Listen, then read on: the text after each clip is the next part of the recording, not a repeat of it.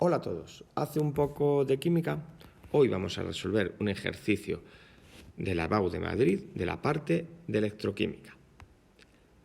Se construye una pila formada por un electrodo de zinc sumergido en una disolución 1 molar de nitrato de zinc y conectado por un puente salino con un electrodo de cobre sumergido en una disolución 1 molar de nitrato de cobre 2.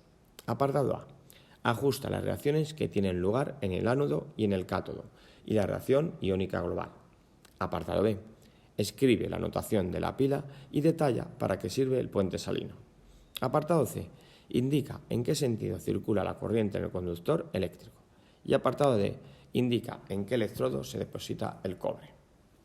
Como datos nos dan los potenciales normales de reducción del electrodo zinc 2+ a zinc y del electrodo cobre 2+ a cobre. Este es un ejercicio relativamente sencillo, pero que requiere tener claro los conceptos de electroquímica. Como siempre en la descripción os dejo los enlaces para mis vídeos de esta parte de electroquímica. Vamos con el primer apartado. Tenemos que escribir las reacciones, semirreacciones que tienen lugar en el ánodo y en el cátodo, y la iónica global.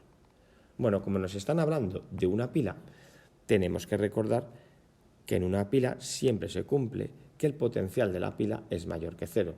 Es decir, que el potencial normal de reducción de la semirreacción que ocurre en el cátodo menos el potencial normal de reducción de la semirreacción que ocurre en el ánodo tiene que ser positivo, es decir, mayor que cero.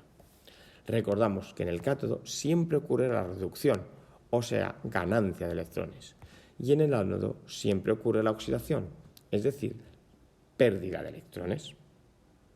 Bien, como nos han dado los datos de potenciales normales de reducción, deducimos que como el potencial normal de reducción del electrodo cobre 2+ a cobre es mayor que el potencial normal de reducción del electrodo zinc 2+ a zinc, eso quiere decir que el cobre 2+ va a ir en el cátodo y el zinc va a ir en el ánodo. Bueno, lo ponemos en el cátodo, estará el cobre 2+, que pasará a cobre 0. Para eso tendrá que ganar 2 electrones. Recordamos que en los potenciales normales de reducción siempre se nos da primero el agente oxidante, es decir, el que gana electrones, en este caso el cobre 2, y luego el agente reductor, es decir, el que pierde electrones. En este caso, en esta semirreacción, sería el cobre.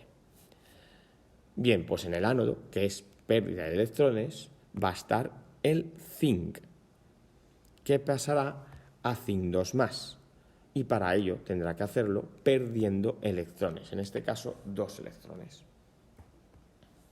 Es decir, la primera semirreacción es la reducción, ganancia de electrones, y la segunda semirreacción es la oxidación, pérdida de electrones. Como en ambas semirreacciones se intercambian 2 electrones, bien se ganan o bien se pierden, simplemente tenemos que sumar esas 2 semirreacciones y tendremos la reacción iónica global. En el apartado B nos piden la notación de la pila y que expliquemos para qué sirve el puente salino. Bien, lo primero es recordar cómo se escribe la notación de una pila. Pues se escribe la semirreacción de oxidación, / semirreacción de reducción. Y ahora cada una de estas semirreacciones las vamos a escribir de la siguiente manera. Primero vamos a poner el reactivo separando de una barra el producto. En la semirreacción de reducción lo mismo. Reactivo / producto.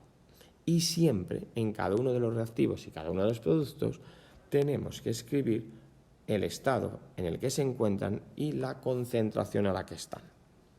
Sabiendo esto, ya simplemente tenemos que escribir las semirreacciones.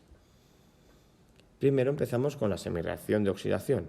El zinc está en estado sólido y pasa a zinc 2+, que está disuelto y en una concentración de 1 molar. Esta es la semirreacción de oxidación. Ahora / y ponemos la semirreacción de reducción. El cobre 2+, que está en disolución acuosa y a una concentración de 1 molar, / el cobre en estado sólido.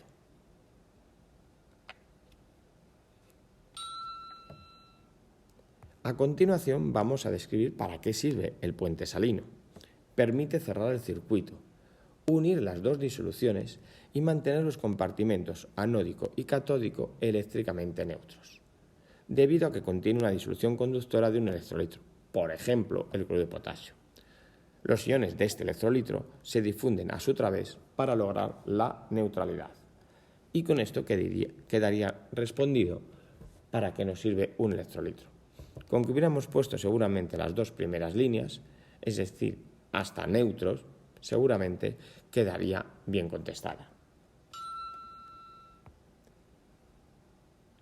Vamos ahora al apartado C, que nos pedían en qué sentido circulaban los electrones.